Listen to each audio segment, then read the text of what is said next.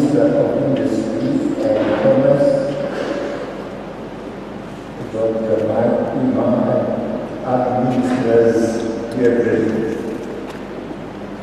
Governor of the Reserve Bank of Zimbabwe, Dr. John Mahmoud. Senior government officials, the CEO of PCC Limited,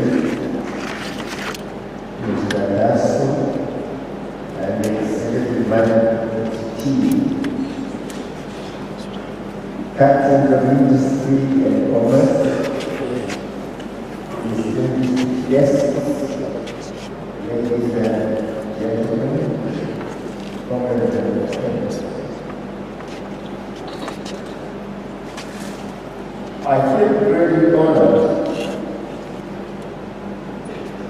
to have been invited to commission the PCC Zimbabwe World Class PCC Zimbabwe for investing in this 85 US million state-of-the-art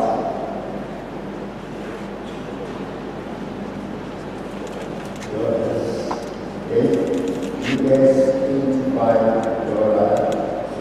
million state-of-the-art civil making plant.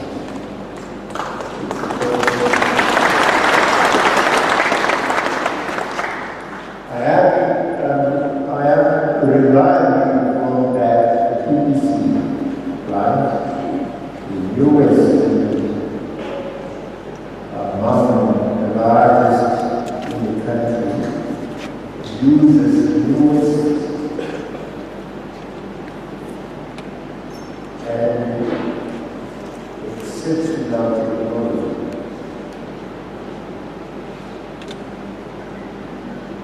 And has an annual production capacity of 700,000 tons of cement. The plant's production capacity is expected to increase from 1.1 million tons to 1.8 million tons per annum, placing it in a position to comfortably meet the national demand estimated at just below 1 million tons.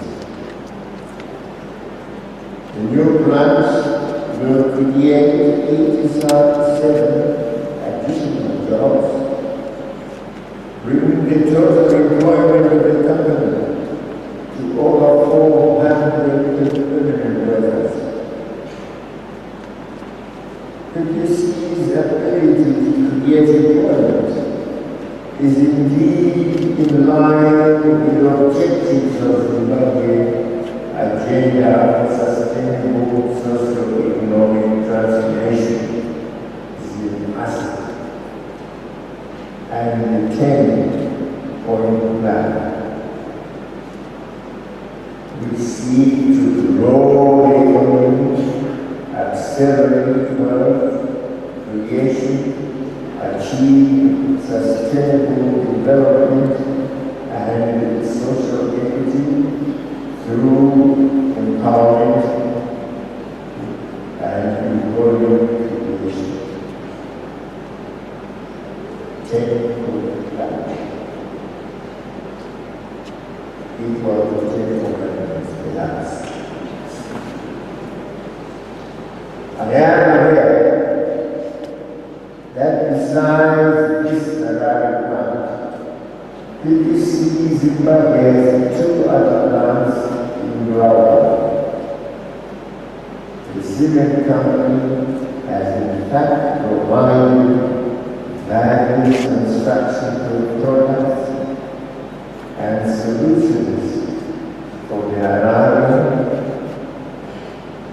the Victoria Falls, and the Joshua International Airport. base of Zimbabwe headquarters in Zimbabwe, and late began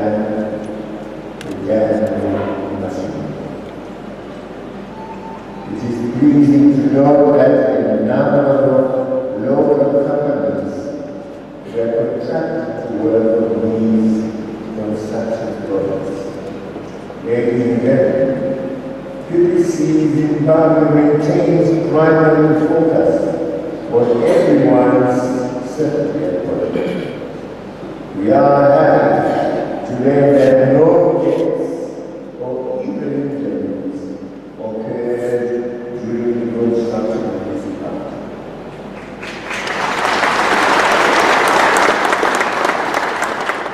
The plant is designed and constructed in adherence to global emission standards, thanks to the technology and expertise from PCC's Chinese partners.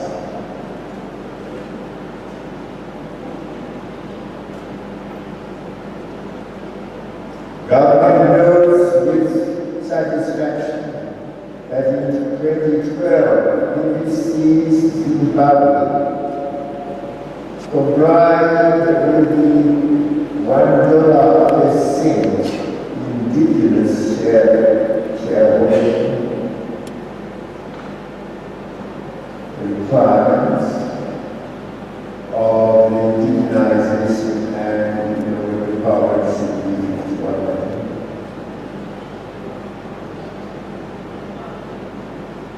Legislation making it one of the first major manufacturing companies to be compliant, that is the 5149 requirement.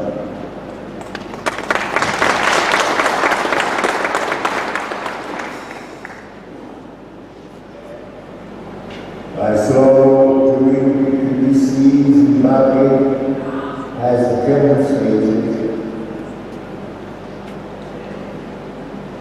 what many other companies are still struggling to put in place.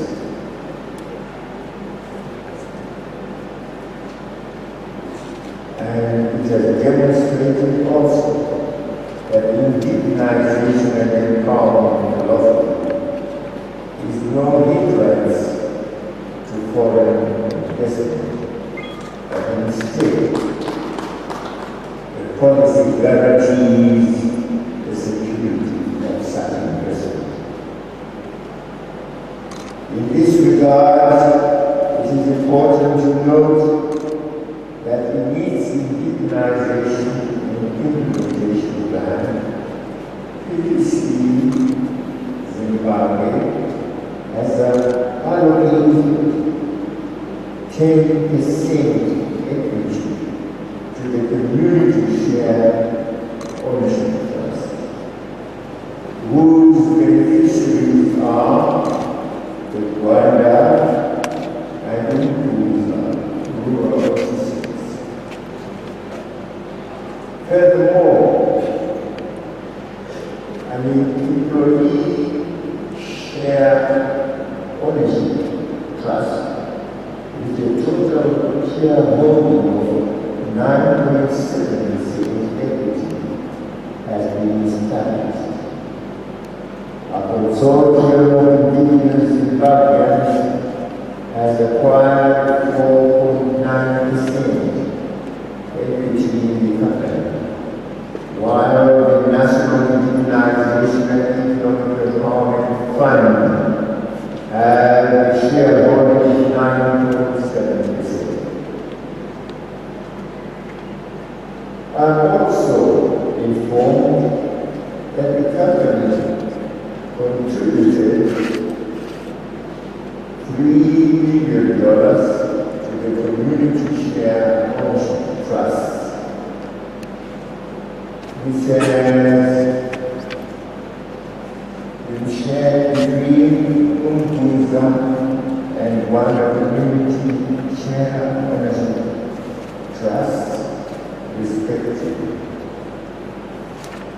Furthermore, PCC Zimbabwe supports the broad-based indigenization and economic empowerment program through paying dividends to its shareholders.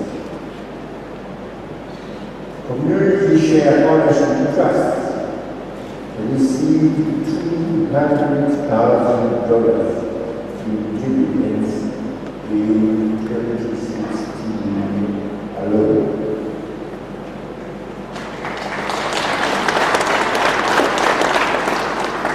Ladies and gentlemen, allow me to express my sincere appreciation to PCC Zimbabwe for their diligence in constructing this new plan and for all their positive contributions. Finally, I want to congratulate everyone who has contributed to the construction of this exceedingly amazing project. Finally, ladies and gentlemen, I now have the pleasure to chair PCC Zimbabwe's such really